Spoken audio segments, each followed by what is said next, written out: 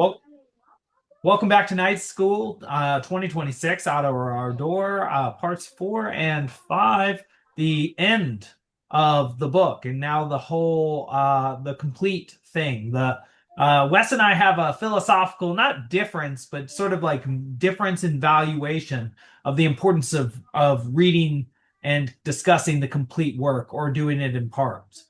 I know that actually Wes does value in some ways doing this with literature, but when it comes to like series, for example, he likes to see what the actual thing is rather than just the thing in development, which I think is funny given the fact that he's a teacher. Um, because he's always working with the thing in development. But that's just because we know each other quite Oh, sí. well. In any case, we do now have this work in front of us. We each have read at least three now of Nabokov's works, certainly his best works. And I should say there was an Instagram literary influencer who was using Pale Fire as an instance Mm, of wonderful prose and comparing it to the terrible simplistic prose of novelists today, as it were. There's like mm, sort of, at least her theory is that there's been a Marie Kondoing of language as well as people's houses. So there's a minimalism mm, description now, like a faux Japanese haiku art, as it were. So mm, it's just stripped down, but also soulless. Um, but that's her mm. theory. In any case, we've just finished the author's masterwork, perhaps, and maybe that's something we need to consider whether this is a masterwork, whether what Wes's ultimate estimation on this was, because he was sort of playing the role of Justin in this book in some ways. He was the hard sell, as it were. Did you know? We got and so there were just a few things I wanted to bring up. I'm sorry that I'm looking at my phone for notes, but so we have mention of these two worlds, in Terra and Anti-Terra, and apparently they're 50 years off, and this Terra world is sort of ridiculous because horses had hats. There's a character named Adolf Himmler in the world, not Hitler. Slight differences. Um, uh, let's see. Oh yes, part 4 is devoted almost entirely to a discussion of time, then space, then time, then Ada, then time, then Ada, um, and kind of time intertwined. And then 5 is sort of what the description of the creation of the book, the reason for the book, the death of Ada's husband, and the reuniting of the two. As well. And then also the conversion, and I think that's really interesting given the conversations we've had.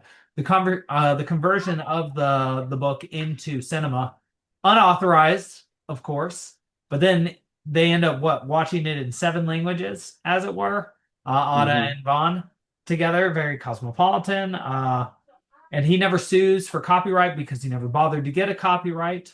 But Vaughn is sort of a successful writer, but the most successful piece he has is this piece that's pirated and turned into cinema.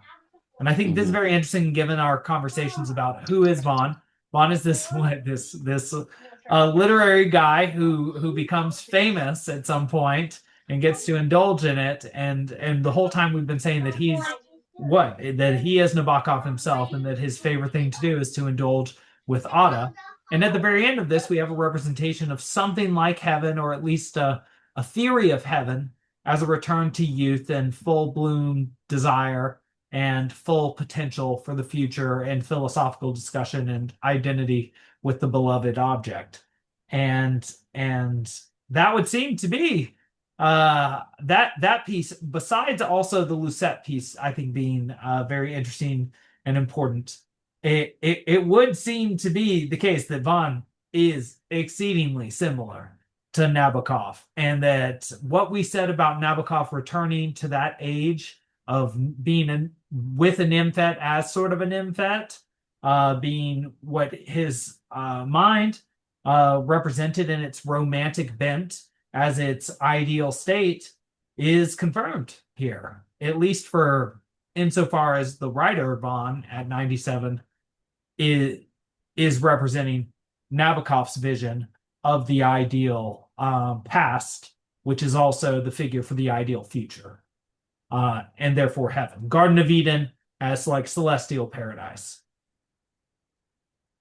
I had more, but I've said a number of things already, and I want to hear what you guys have to say, especially Wes the Hard's Hill, but also you, Babcock, because I know this is also your favorite author.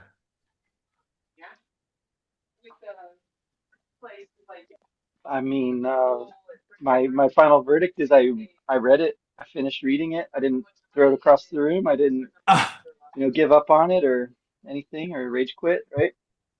So yeah, I mean, as Nabokov goes, I wouldn't say it's his best, wow, but very good. maybe he Wow, thought it was his best. I don't know. He seems to think pretty highly of it. Um, what do you think is which the I don't best? know. I don't think he's that great a reader. We've talked about this, right? Maybe his lectures aren't that good. I haven't read that much of them, but he seems to have some weird takes. My preference on his better writing, I would say, is in Lolita, Uh-huh. and his more like ingeniously constructed work is Pale Fire. Okay, I mean, yeah, they're sort of for like he sure. takes those two elements and he kind of tries to bring them all into the one, and I don't think it quite clicks. And the biggest problem for me is the character, really. Like, I just don't like Van. I Mhm. just don't find him sympathetic. I don't find him terribly compelling. I don't really want to see the world through his eyes because it's um well, I guess if I take on board the argument that Nabokov is up to something by presenting us with Van's perspective, that's more interesting, I guess. But if we're saying, which seems right, that they're pretty close, and there's not that much distance necessarily between them, and it's sort of like a way for him to speak kind of his darkest, deepest thoughts, then I just don't really like inhabiting that mental space very much. I mean, Thanks. he also At the ends end of the up day, in a castle. I'll read it, but Sorry, indeed, sorry. yeah. I was just adding to your point, like something I didn't say earlier that he ends up in Nabokov's literal past in a castle in Europe. Insofar as one counts Russia as part of Europe, I know it's part of Europe and Asia, technically speaking. But sorry, Wes. But yes, no, that's an So that'd be my overall take. Yeah. Um, I think his prose is in this book, uh, at moments is amazing. Like at moments it's like I don't know if you get better than Nabokov, and I really enjoy the um subtle details. Like this is the kind of like the um this book has um one of my students is reading Les Mis, and he consistently complains about how um oh my God, Dumas is like Hugo. spends all these pages on Hugo. Thank you. I'm sorry, not Dumas. Didn't you Hugo, have of to read course. that last Like year, pages Wes? describing the I did. Yeah, I read it. It was great. I love it. so what he was complaining about is how he spends like all these pages describing the brass fixtures on the house in the I'm sure in the house that I don't know this. I mean, I know the story from the musical, but anyways, this book feels like it contains language like that, where it's just like beautiful prose describing these objects that, for Nabokov are essential. It's kind of like he's going to describe for us not just a masterful chess game, which he's shown that he can already do in Pale Fire, he's shown that he can do in Lolita, and I think in those texts, those are both better chess matches with the reader. However, in this book, he's going to tell us about the atomic structure of the wood that comprises the pieces of the chessboard. And maybe that's a little bit too atomized, like maybe it's not quite atomic structure. Maybe he's just going to describe, the forest in which the tree was cut down that built the chess piece. Mm. But that kind of prosaic attention to detail, I really appreciated. All while also not really fully developing like what is this world of anti-terror. Like there's all kinds of stuff that he just glosses over, like the fact that they can travel around like crazy, the fact that they communicate via, what do we say, hydrophones or something like that, like water telephones, the fact that Horses there's, with like you hats. said, Alex, it's 50 years. Right. Then there's like a weird 50-year gap between them, which doesn't really make any sense, even thematically. Like why, what is he trying to go back in 50? I don't know what the 50-year thing is, but um like if he went back to when he was born, it would make sense. Or if he, I don't even know. I don't even know what to say about any of that. That doesn't make any, I don't know what the point of that is. Like going back to having him born in 1880s. I mean, it might be kind of like a Midnight in Paris idea. Like I wish I were born 20 years earlier, that kind of thing. Or maybe it's trying to understand his own parents. Maybe there's that element. But I, what if there's but also a strange? I think Yeah, sorry. oh no, just to finish the point. But I think Wes, you're probably right that it's not his best work overall, um, all put together. But I think the parts in some ways are better than some of the other parts, but they don't come together to make the brilliant whole. Yeah. I really enjoyed it though, on the second read. It's great. I really, really liked it a lot. Um, I I would be into doing a bunch of Nabokov all in a row with you sometime. Babcock. Maybe we can get some grant to do this over some summer, and we can do read all three of these, and maybe the one that the fourth one that we haven't yet read that has the curious name Penin or whatever it is. Is Pin yeah. in, yeah. Okay. Well, Yeah. so since I've got well then I'm sorry I've been interrupting you guys. I think I have a delay, and so whenever I like say something, I see you guys like react to it a second or two later, and you're like, "What?" And so I apologize. This is I think my computer's updating tonight, and that must be affecting things. So maybe I need to be a more active listener and not try and interject at key moments. In any case, I think this might be I one thing I'm going to say I do really like about this work is the very end and the meditation on death and going back to the Oriental philosophers, which people will note it means not only like Indian Vedic sort of eternal return philosophy, but also like sort of Pythagorean mysticism from like possibly Indian, but also possibly Egyptian, but possibly also just Pythagoras was a weird dude and an interesting dude. But who knows? Even Nietzsche has lectures on that. But in any case, the idea of an eternal return. And so he describes the return to youth, which is sort of a Christian thing. Of course, they're kind of weird, but they are in their kind of their Garden of Eden, and they in some ways they're free, right, of morality because they don't know morality. And so in some ways he's defying Christians to say that that's unchristian of them if they are in the Garden of Eden on this Terra, which is a different place or anti-Terra, as it were. Um, who is to say what the relationship between them ought to be? Sister and wife is, at least by the lights of Ada, a reinforcement of their relationship in the wake of heaven. That they have double the chance rather than zero of the chance because of the conflation of those, which is what I think traditional sort of Christian, Judeo-Christian, even just sort of like first world perspective would be on the situation. But he does give he talks about Ada and Von Dyne and whether they had to die. And something I mentioned earlier is that characters don't necessarily have to be born and they don't necessarily have to die. They often will do one, almost never both in a work, but often neither. And so I think there is also sort of a Voldemortian Horcrux sort of notion at play here without maybe the murder attached to it, which is him trying to sort of die into his literature and die into the character of Bond and the eternal return. And insofar as you continue to return to his work and he makes it eternally returnable to and valuable to that, you continue to reanimate his spirit. So it's actually in his interests as like an as somebody who believes in the notion of immortality that's a mixture of many sophisticated notions to make his work worth coming back to because it is like Dante being guided by Virgil. Virgil gets to do all of that because of the ideal reader, Dante, who's alive. who gives him the occasion to be reanimated for a brief amount of time. And perhaps that's sort of like the Brunetto Latini sort of, people make fun of this in Dante's studies, that Brunetto Latini makes the mistake of thinking that his work is his immortality, but he's in hell. So he thinks his art is his soul, but Dante is making a sort of a case against that.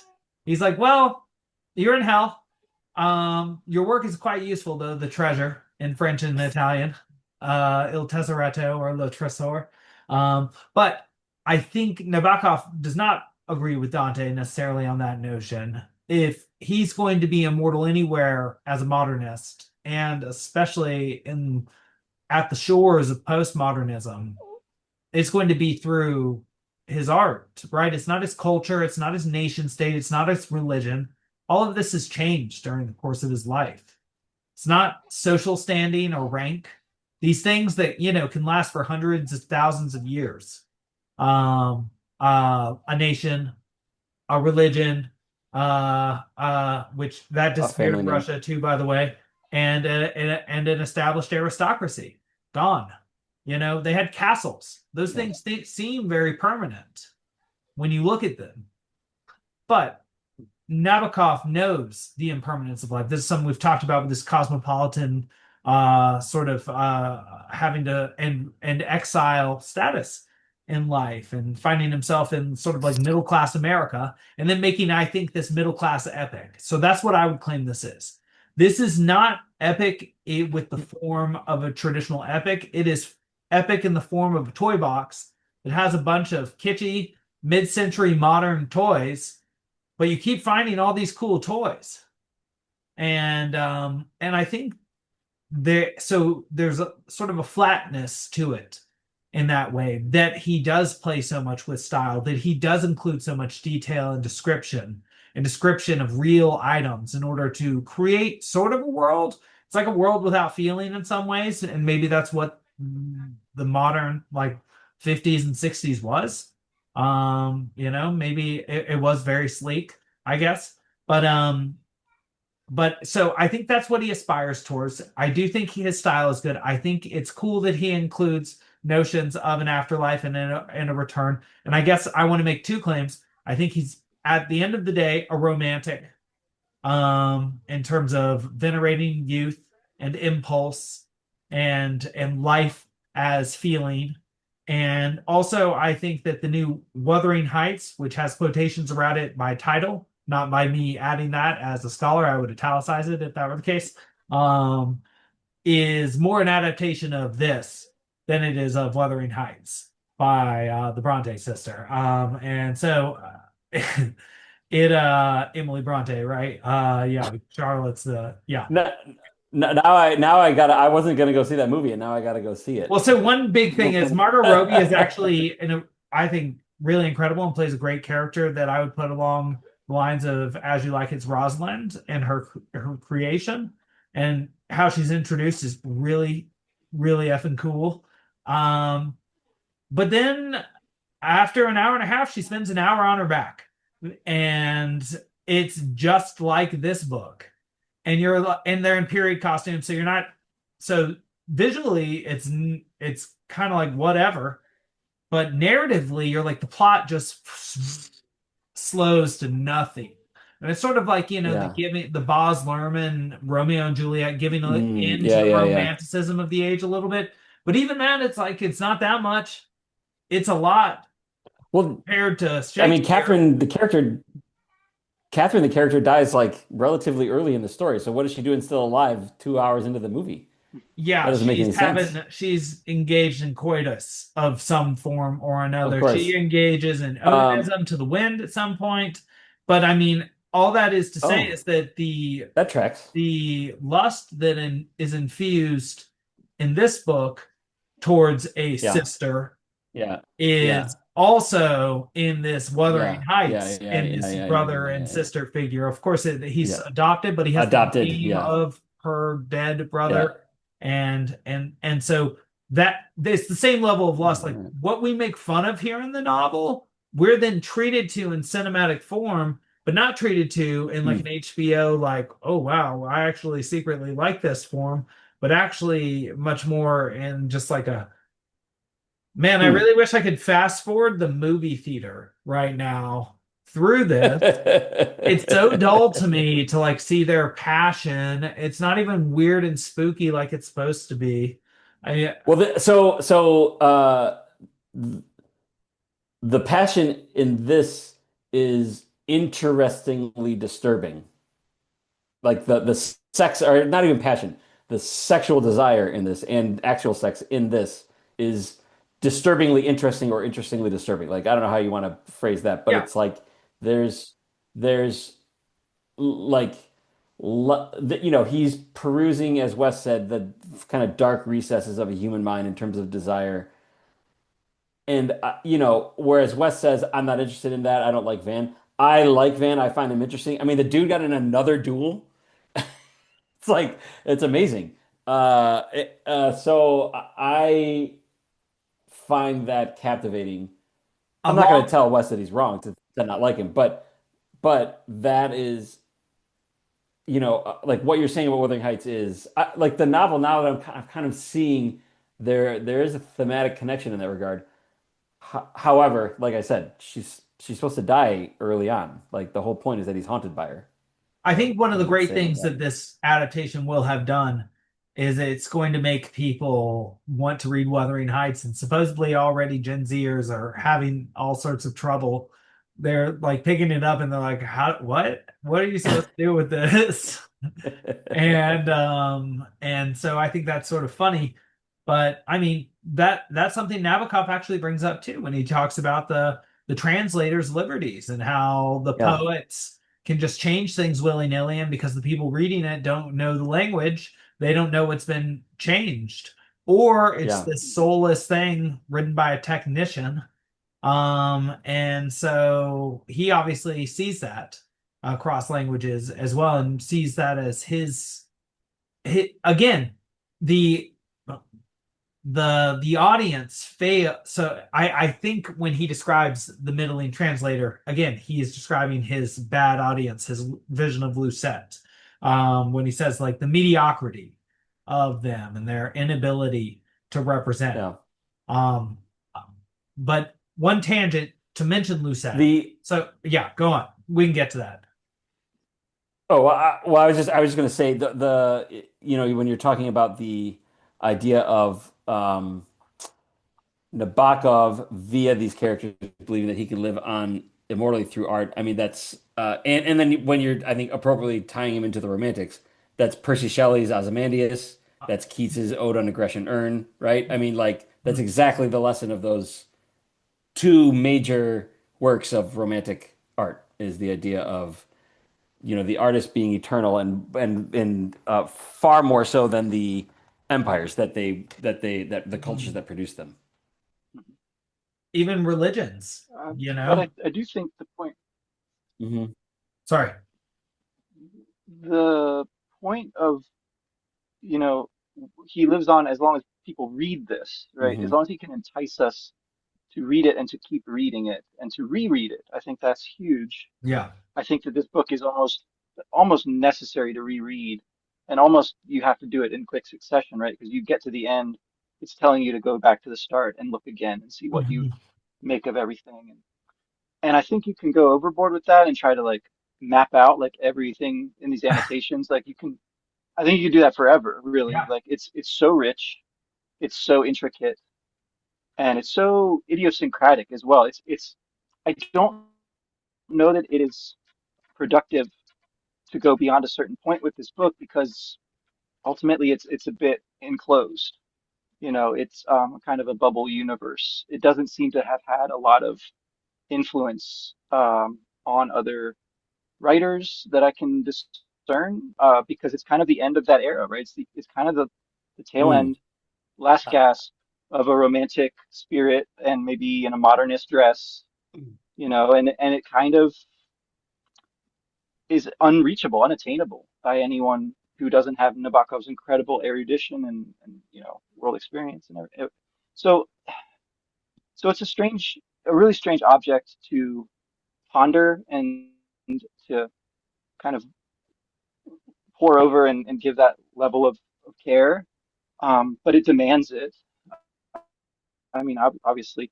Um, and I just think as an image of Paradise Regained or something like that, it's clearly like trying to reach that epic status. Yeah, it's trying to be in that epic tradition, um, but without reckoning with uh,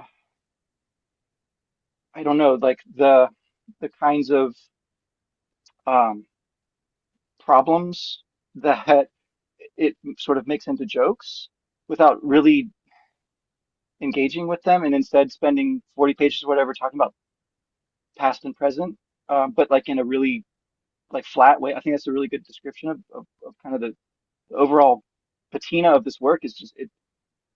I don't know. It doesn't feel like it gives due care when it demands so much care, if that Um, makes sense.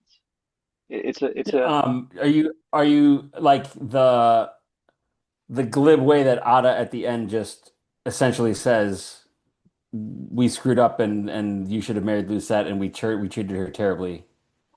kind of, yeah, like I'm Yeah. reminded of in Gatsby they're like, these people they just they wreck their people's infinite lives. They're careless people, carelessness. right? It's like Yeah. that's kind of who we're reading. Yeah. Yeah. Tom and Daisy went off into their infinite carelessness. Yeah, Yeah. no, I Yeah. agree. Yeah. I Well, agree that's that. well, just a Yeah, quick note, Alex. please, Sorry, just please. I was just working with a student who was writing, not one of mine, who was writing an essay on Gatsby, Wow. and he was going into this whole thing about how Gatsby screwed up because he waited too long to get Daisy, Uh, and I like it struck me suddenly. I never thought about the question. Like, I don't think she would have gone. I think she would have not gone for him even when he was poor. Like I think he had to do that if he wanted to get Daisy.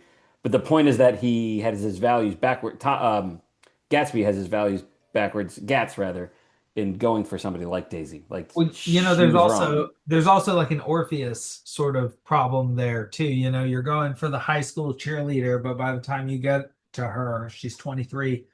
That's Heathcliff's problem too, right? Sort of like Gift of the Magi. These guys become the men necessary to get the girl 5 years ago or 3 years ago. I think both of them, it's like 3 years ago.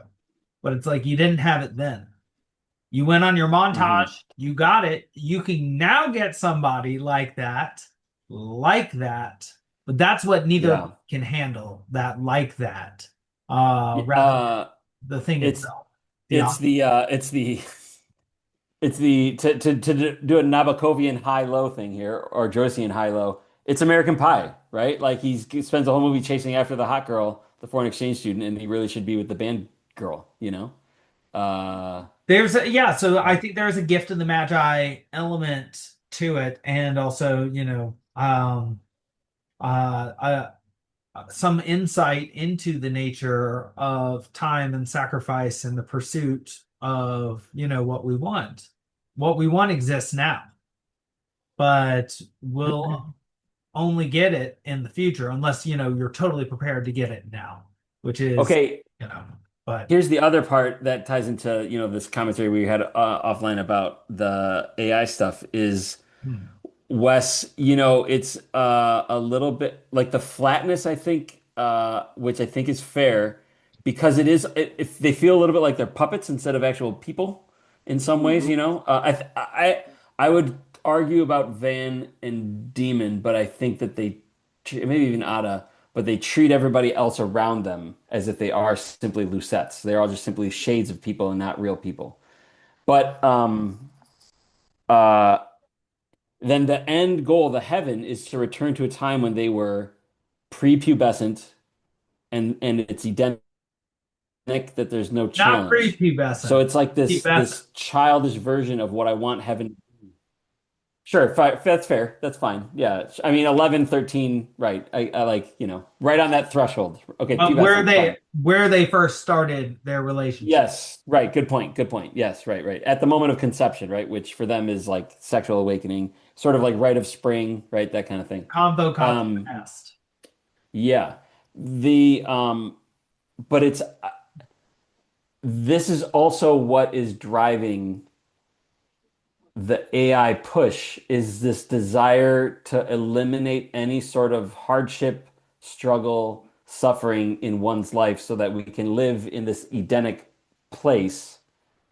Um, and this is me hot take, and it's a little bit controversial, but it's like the idea is that we're letting people who are on the Asperger's spectrum shape society in a way that it's like this is not like they don't know how human, I shouldn't say they don't know how, but they have a difficulty with normal social interactions.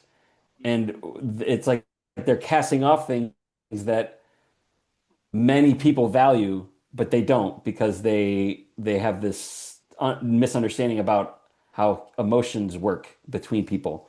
And that's a little bit broad, and I'm not trying to insult the autistic community, but and we should build a society that is inclusive to all people.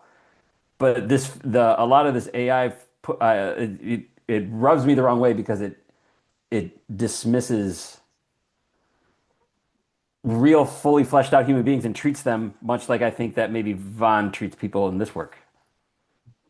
So Totally. that's maybe the hot take for the AI summary is claim that Van Veen is autistic is the Okay. problem of the novel. I want to Van respond to Veen is that. Elon Musk. I mean, so let's put too fine a point on it.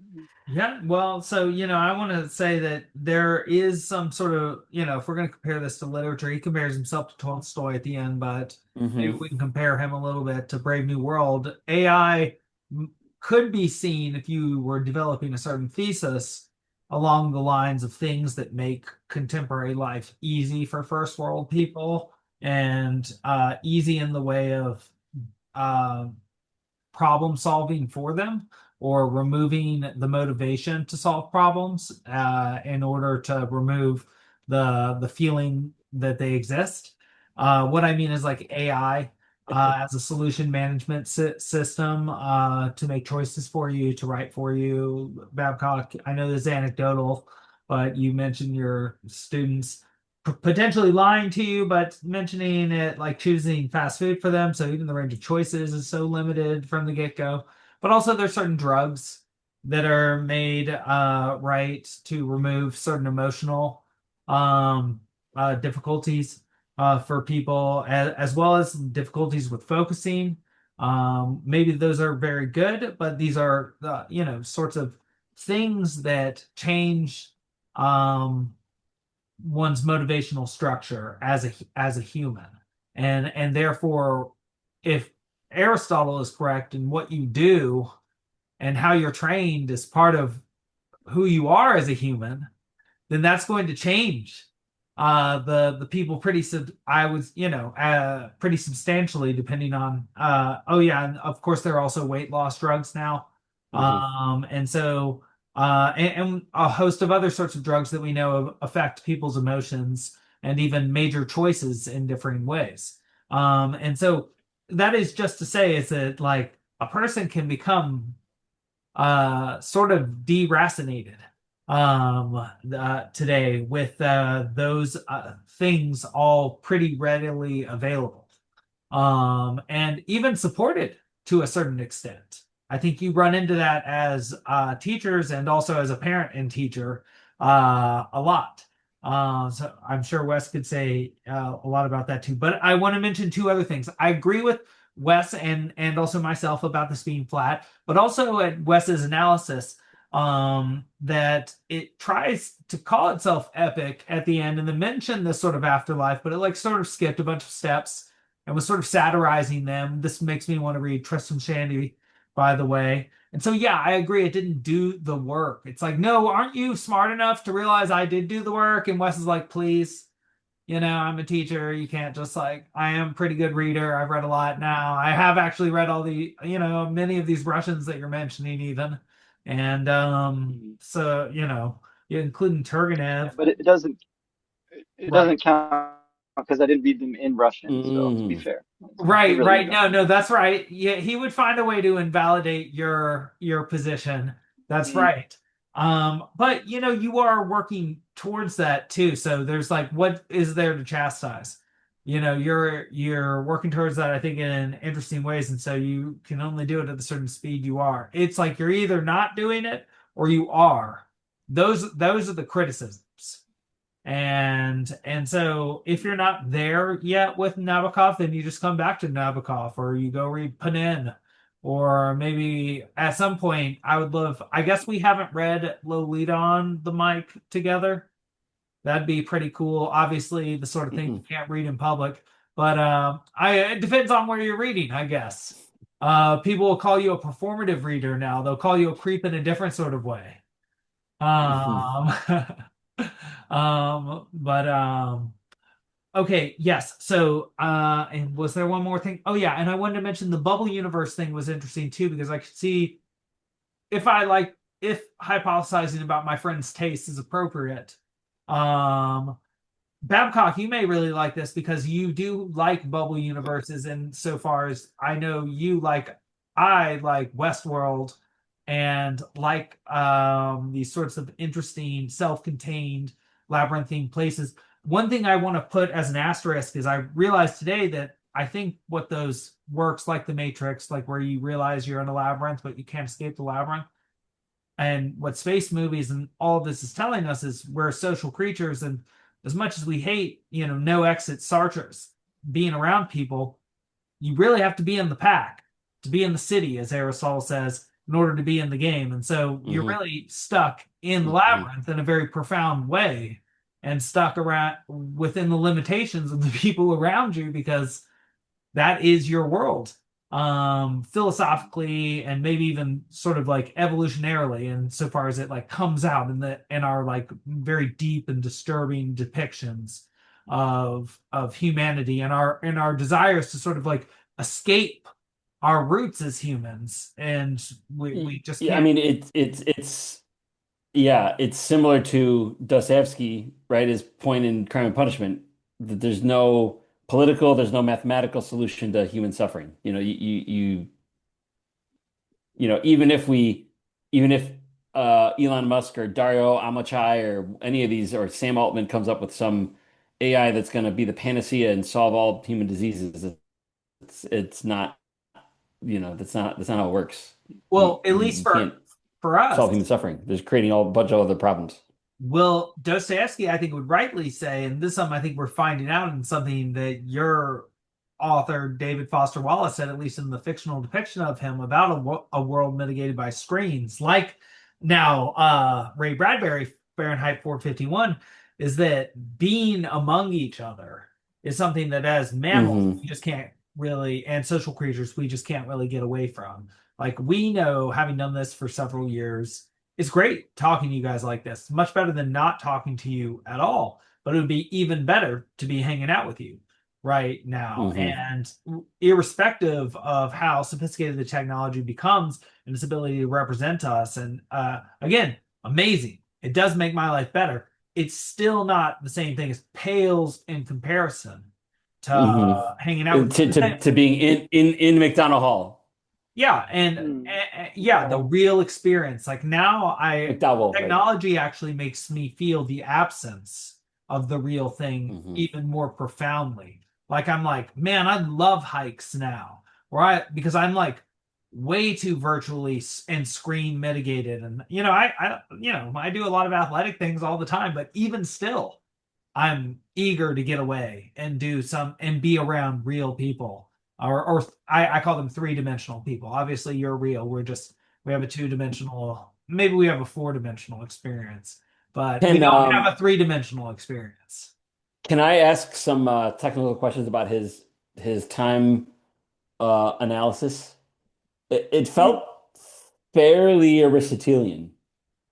Am I wrong? Could you say more about that? Because he says a Um, lot. He gives a very profound. I mean, let's take a look at it. This part four, okay, so right at the number beginning of sure, it. yeah, it's part four. It's The all one the okay, chapter like too, question right? number yes, yes. Yep. That's The interesting. first question is the idea of separating space and time, and that the notion of combining them into one thing is foolish because they are two different things. Uh-huh. Um, And he could imagine time that's without kind of like, space, but not space without time. yeah, Right. Which that part I'm not entirely convinced by the second half of that claim. Um, maybe both parts of that claim. Okay, well, I can say a couple Because things about Aristotle's physics just because I wrote my graduate comprehensive exam on it, but I don't know. I don't want to influence like some salesperson what we actually think about time because maybe it's Aristotelian, maybe it's not, but I do want to know what it is more than project Aristotelianism on it. yeah, But sure. one thing I'll say that I think is different, however, so just in point of contrast, is Aristotle says that space and time go together. That, and he has a nine structured heaven, the prima mobile, you get this in Dante. Two is the beginning, it is the point, it is the origin of the universe, insofar as the origin of the universe is the first motion. The first motion means that something was moved. There must be some passive recipient of the eternal first motion that has to be matter.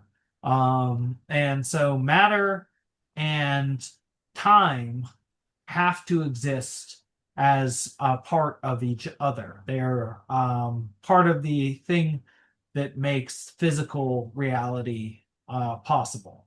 Motion, but change, all of that is part of the fact that there is matter and there is motion, which is matter measured as it moves through time or and transforms.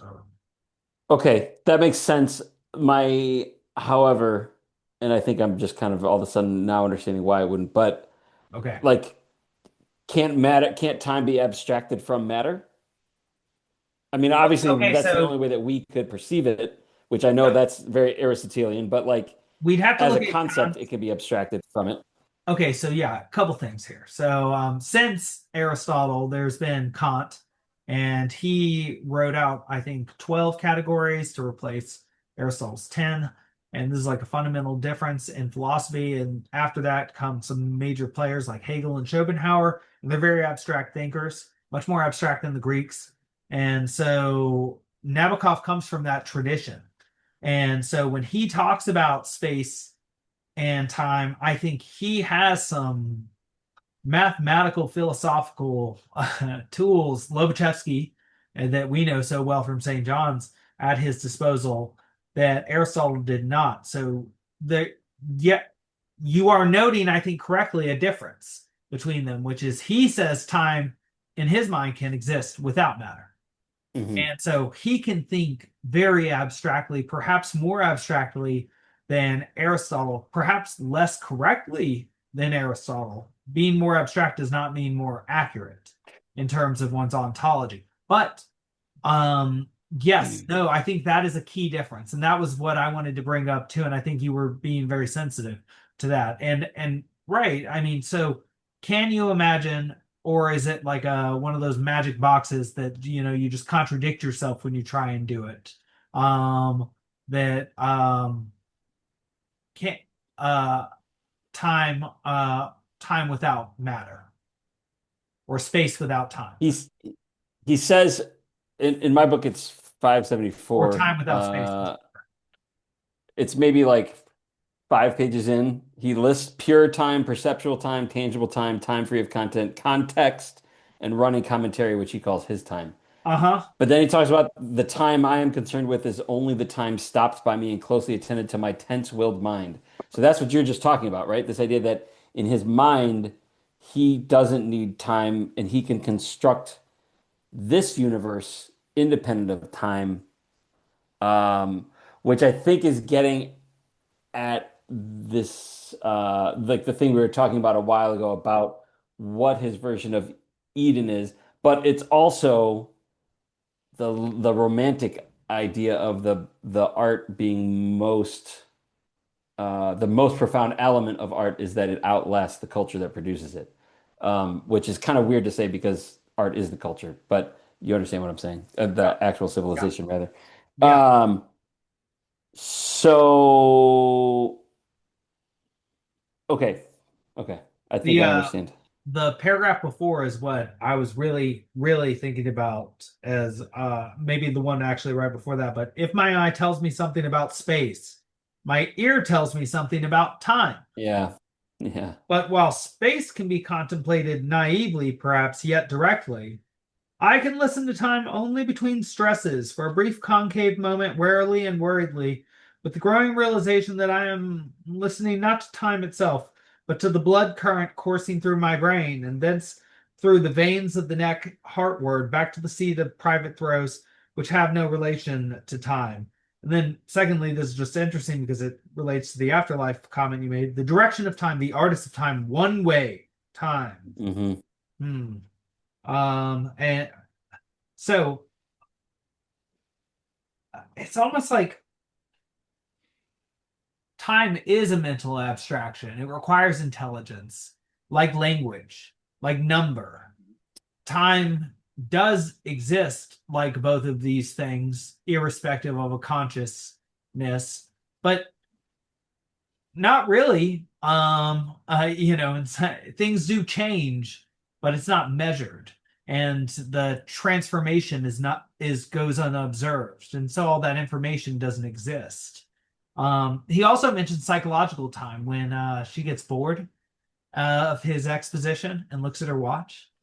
As somebody who's married, I know exactly what that means.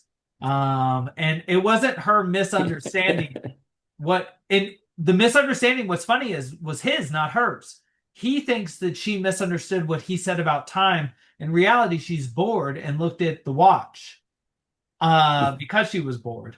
And then he's like, "No, not the time on your watch. This is abstract time."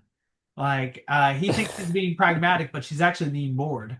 And so yeah, well, in any case, and that's perhaps Nabokov talking to us, or at least the ideal reader, which we don't happen to be yet. Though I do think we have some skills that would impress him and might stand in for some others. Um, but right, one he the artist of time, one way time.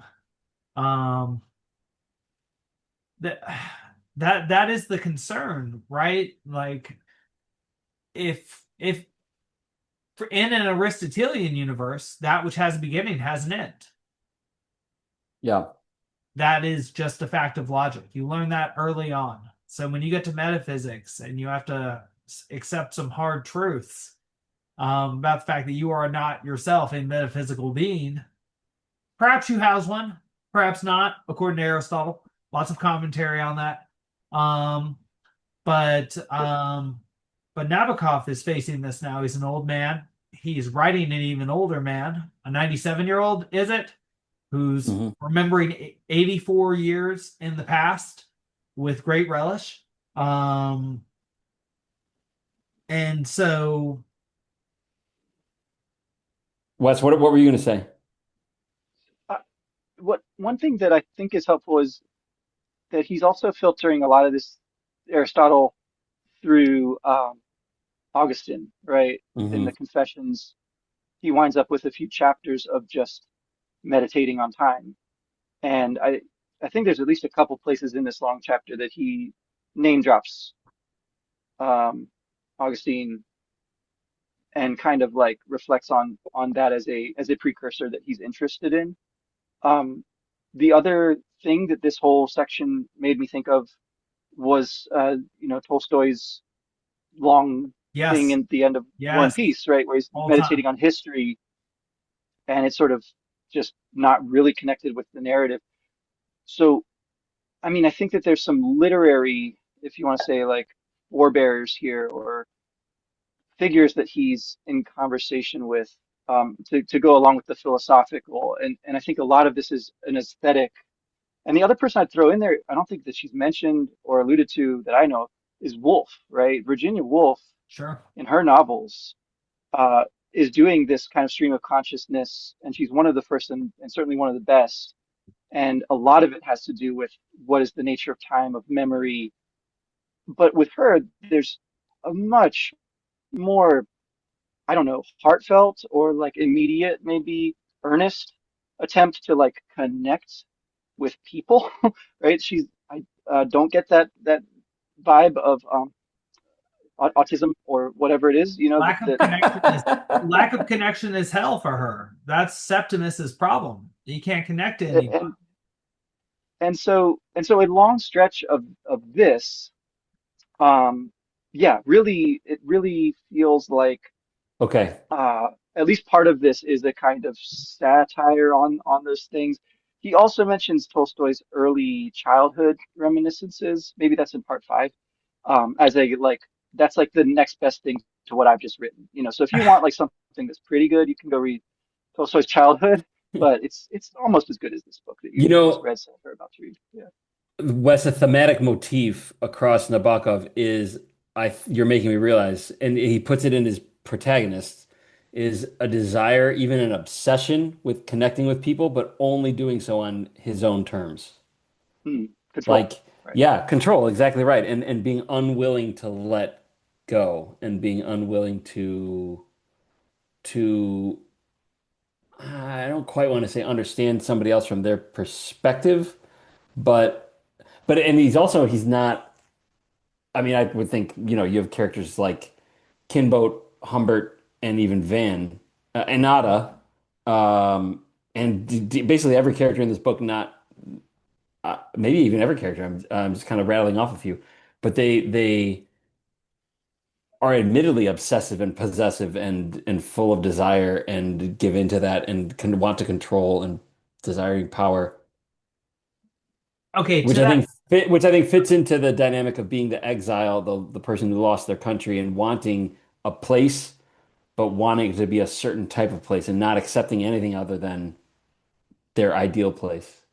Go ahead, Alex. Sorry. Okay, to that point, this is something we talked about on the pre-show. So the fact that they're like these sort of social elites, they can be incestuous, they can do photography, lepidoptery, a bunch of languages. That's the difference between them and Wuthering Heights, right? In Wuthering Heights, they come from like this terrible household that you're like, oh my God, this how do they live in this squalid place? This is not Victorian at all, Gothic literature. But these people can give in to their fancies because they're sort of well off, right? These are not Dickensian poverty-riven children, ridden children. But that I said on the pre-show, I wanted to you were like, man, we need to die. Direct quote from Babcock. And I said, oh, that actually reminds me. And you started laughing about this because there's a piece of literature, and I think it's also on Netflix, but maybe on Amazon Prime. Altered Carbon is a really interesting meditation, at least the first season, which I've seen, and I now have the book.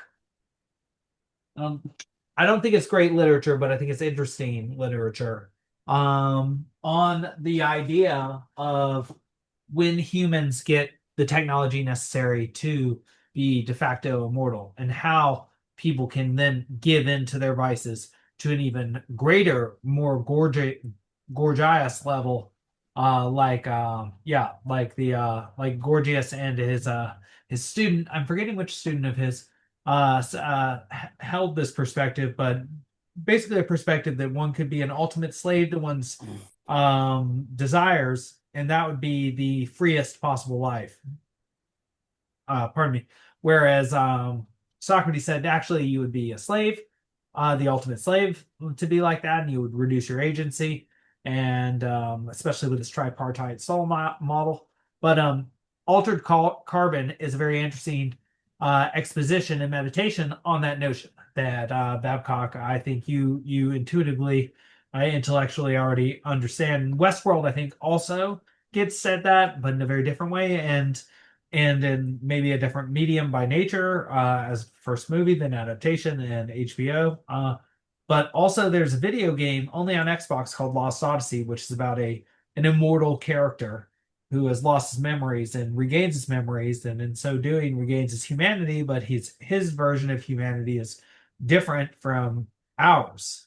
And something I know that's so boring to you, Babcock, but something interesting about the games we play is they're usually meditations on mortality and the fact that you're going to die. And like they are usually set during times of like war where people see people die and people important to them die. And but the Altered Carbon and Lost Odyssey are about characters that can't die. in some way or another. And so how does that change the nature of your being? Um, and so Dorian Gray as well.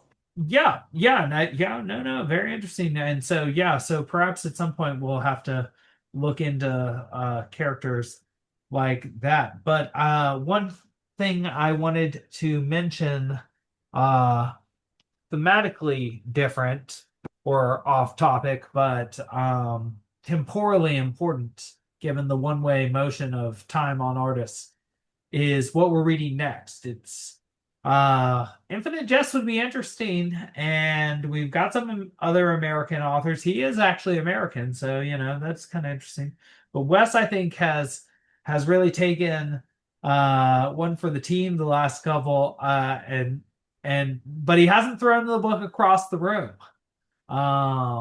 Which Well, to I be think. fair, again, I don't have the physical book. I would have to throw my computer or That's my right. phone. I don't Okay, really want fair, to. fair. Okay, fair. So not quite the compliment that I thought it was, but I was going to say that was actually a compliment the whole time because, of course, Gravity's Rainbow, I think, you might try and flush down the toilet, even understanding physics, but maybe you Oh, don't after yeah. reading it. No. But all that goes to say, I'm confusing the issue is our next book we have agreed on is so people are going to get on me for not saying it like Don Juan, but this specific, yes, of course, the Spanish legend is Don Juan, and Italian is Don Giovanni, and we'll probably watch that. I have a very good one to watch. Wes is pro that, but this is an English construction, and it is Babcock. How is it that we are to say this name?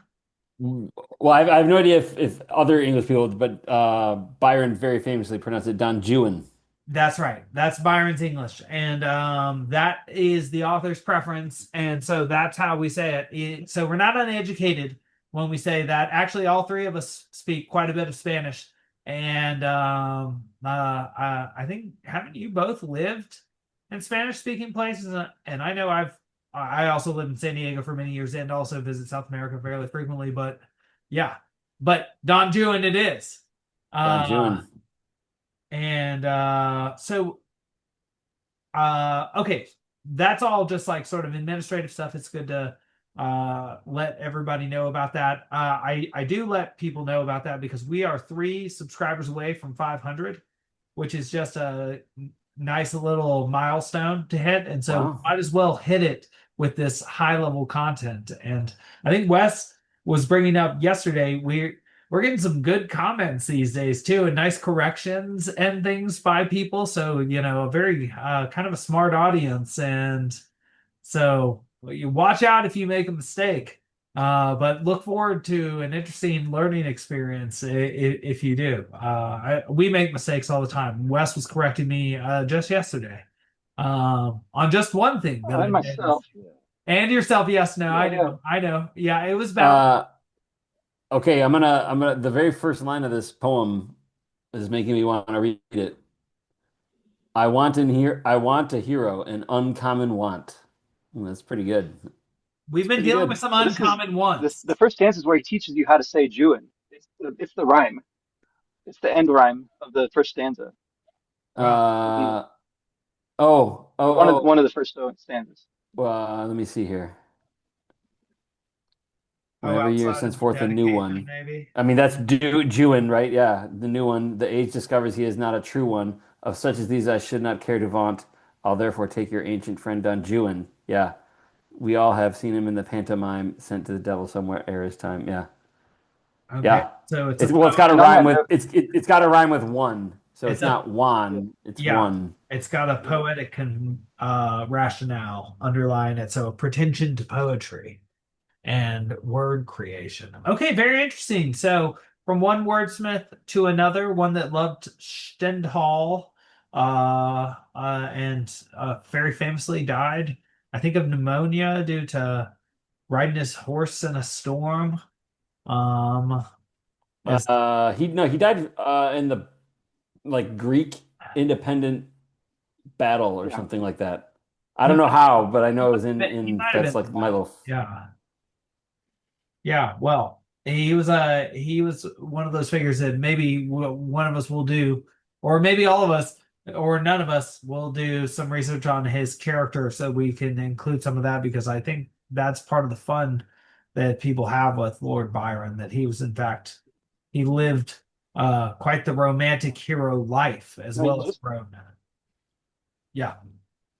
there's some controversy about this bit of poetry that's included in the very last chapter where Nabokov quotes himself as John Shade, Oh Mhm. right? yes.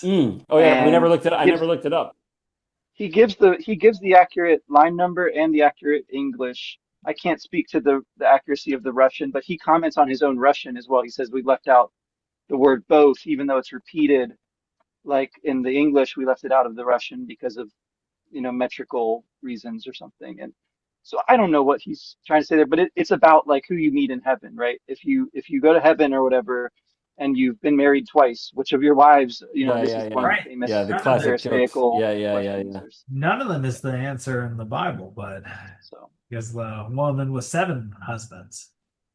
But yes, no, but he's going to have a more expansive answer, one imagines, than that.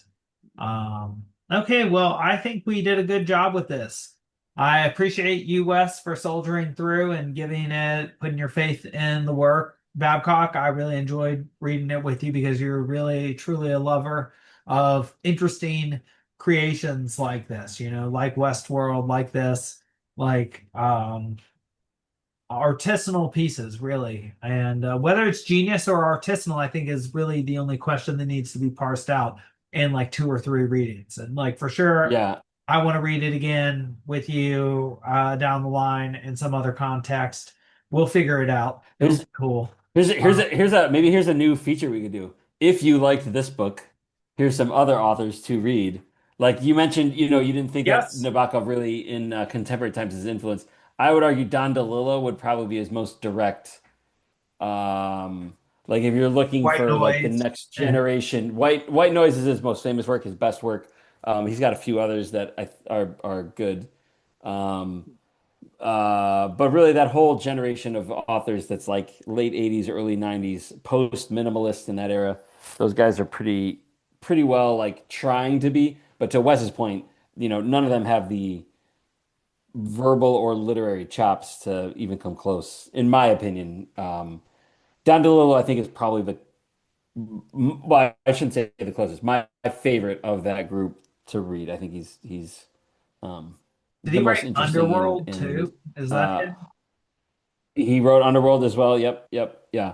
And also the most varied in style. Like I think, David Foster Wallace is like a very unique voice and he writes some really well constructed novels and he's got some really important things to say, but all his works are kind of the same. Like For they sure. kind of Kind of are like Hunter S. it's I mean, I would think of it more as like one giant work that he's kind of writing, which is also good. Not, not to say he's bad at all, but those would be my two that I would say are Nabokovian.